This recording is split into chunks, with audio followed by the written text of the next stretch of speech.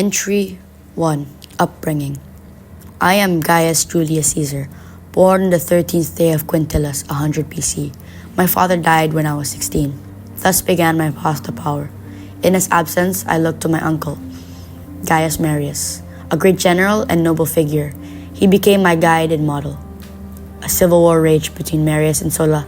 My uncle perished. I grieved him deeply. Sulla rose as dictator. Under his rule, I am unsafe. I must flee.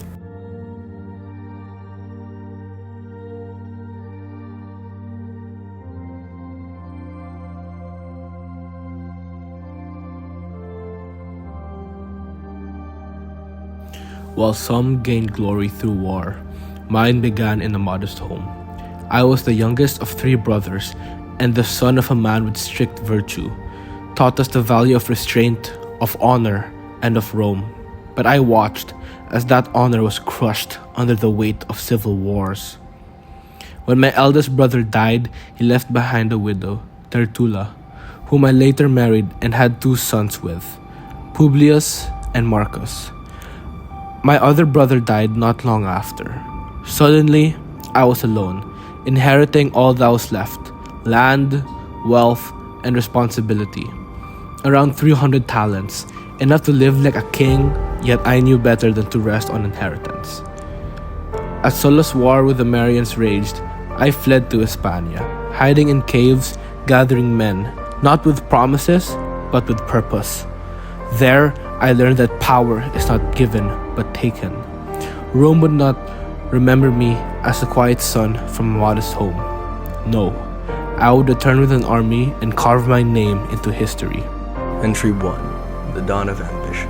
My name is Gnaeus Pompeius Magnus. I was born on the 29th of Menses, 106 BC.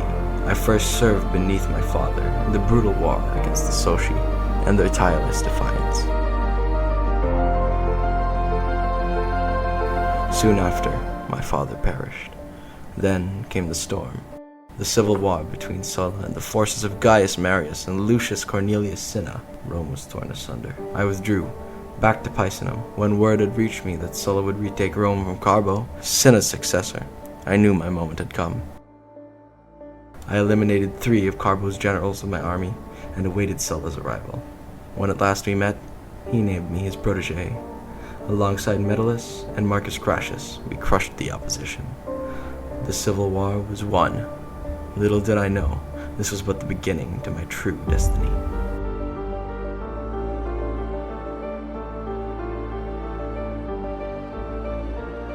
After Sulla's death in 78 BC, Julius Caesar returned to Rome. At 25, en route to Rhodes to study rhetoric, he was captured by Cilician pirates. Offended by their ransom demand of a mere 20 talents, he insisted they ask for 50. Treated as an equal during his captivity, he warned half seriously that he'd crucify them. Upon release, he raised the fleet, captured the pirates, and executed them as promised. In 69 BC, Julius returned to Rome and began his path to the Senate. His wife, Cornelia, is with child. Joy fills his heart, but fate is cruel. She dies during childbirth. His heart breaks. After her funeral, Julius journeyed to Hispania to govern Roman provinces. In the city of Gades, he beheld a withered statue, Alexander the Great. He stood before it, struck by sorrow and fury. He was 33, yet achieved nothing to match his glory. He swore he shall not rest until he surpassed Alexander. Pompey set the siege of Hispania, where the formidable Sertorius had established control years earlier. Though a capable tactician, Pompey struggled against Sertorius' mastery of guerrilla warfare. Sertorius was betrayed and killed by Marcus Perperna. Pompey then swiftly crushed Perperna in the battle that followed, ending his reign. After the brutal end of Sulla's civil war at the Colline Gate, Marcus Licinius Crassus emerged with unrelenting ambition, seizing every opportunity to amass wealth. He trained a private force of slave firefighters, buying burning homes for a pittance, dousing the flames and selling them for immense profit, profiting from the ashes of others. Though he was seen by many as the embodiment of greed, Crassus shrewdly kept his doors open to all Romans, for he knew that fortune alone could not secure power. Only the favor of the people could turn gold into glory. Entry 4. First signs of avarice. Politics and wealth. I had it all, yet I yearned for more. I needed more glory. Military glory. A messenger has informed me of the so-called Pompey the Great, a general whose name had me laughing. Yet I wanted his military glory. The fires of rebellion once threatened to consume Rome itself when Spartacus and his slave army rose. I finally got the opportunity to gain military glory. I was given command of 8 legions, tasked with crushing the insurrection. Slowly, I forced Spartacus into Bruttium, sealing his fate with walls and ditches, where I then cornered him in Silarius River and killed him. Yet, when Pompey returned from Hispania with reinforcements, the Senate showered him with praise and triumph. I bore the sting of being overshadowed silently. Unwilling to appear petty, I sought his endorsement, forging an uneasy alliance born of ambition and necessity. After returning to Rome from Hispania, Julius Caesar aspired to become Pontifex Maximus, the chief priest of Rome in 63 BC. To secure this prestigious position, he invested heavily in his campaign, incurring substantial debts. Recognizing his potential, Marcus Licinius Crassus, Rome's wealthiest man, financed a significant portion of Caesar's debts. Viewing it as a strategic investment in a promising ally, Caesar's gamble paid off. He won the election, surpassing seasoned rivals. However, his indebtedness to Crassus and the envy of the Senate loomed over his victory. Rome's greatest victory. 15 countries seized, 1,000 strongholds, 900 cities taken, 800 ships pillaged, and 39 new cities founded under Rome. This was the great event of Pompeii. All of the men had their motive: glory, gold, and power. And so, the Triumvirate was formed, held thin by the spoils of war and the blazing flame of ambition.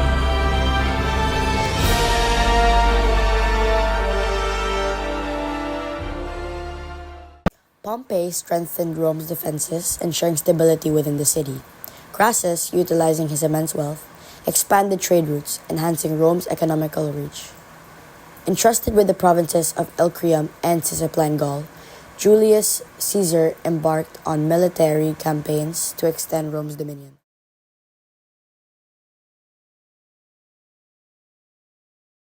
Entry 6.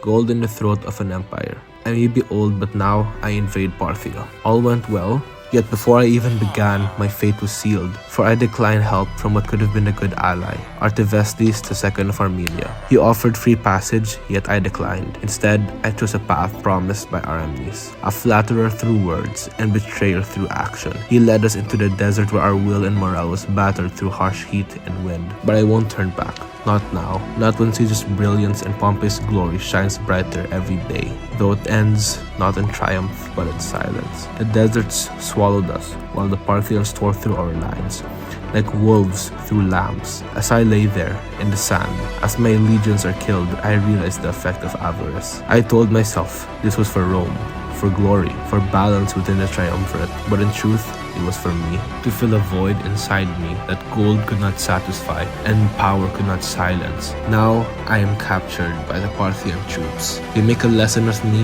by pouring molten gold down my throat, mocking my avarice, the hunger that defined me for the good and the bad. So be it. If that is my end, Rome will go on without me. Caesar will continue to shine and Pompey shall continue to fight. But I was more than my wealth. I was Marcus Licinius Crassus. I bought Rome when it was burning. I gave her stability when chaos reigned, and I dared to seek glory. Let them remember that. Tensions with Pompey escalated after Crassus's death, and the end of Caesar's alliance with Pompey. In 49 BC, Caesar crossed the Rubicon River, igniting a civil war. He emerged victorious, defeating Pompey, who fled to Egypt and was subsequently killed. Caesar returned to Rome and was appointed Dictator Perpetuo, or Dictator in Perpetuity, in 44 BC. Friends, Romans, countrymen, lend me your ears. I come to bury Caesar, not to praise him. The evil that men do lives after The them. triumvirate is broken. The good is oft interred with their bones. So let it be with Caesar. The noble Brutus hath told you Caesar was ambitious. If it were so, it was a grievous fault, and grievously hath Caesar answered it. Here, under leave of Brutus and the rest, for Brutus is an honorable man, so are they all honorable men. Come I to speak in Caesar's funeral. He was my friend, faithful and just to me. But Brutus says he was ambitious, and Brutus is an honorable man. He hath brought many captives home to Rome. Whose ransoms did the general coffers fill? Did this in Caesar seem ambitious?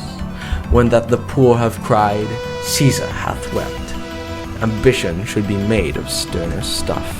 Yet Brutus says he was ambitious, and Brutus is an honorable man. You all did see that on the Lupercal I thrice presented him a kingly crown, which he did thrice refuse. Was this ambition? Yet Brutus says he was ambitious, and sure, he is an honorable man. I speak not to disprove what Brutus spoke, but here I am to speak what I do now. You all did love him once, not without cause. What cause withholds you then to mourn for him? O judgment! Thou art fled to brutish beasts, and men have lost their reason. Bear with me. My heart is in the coffin there with Caesar, and I must pause till it come back to me.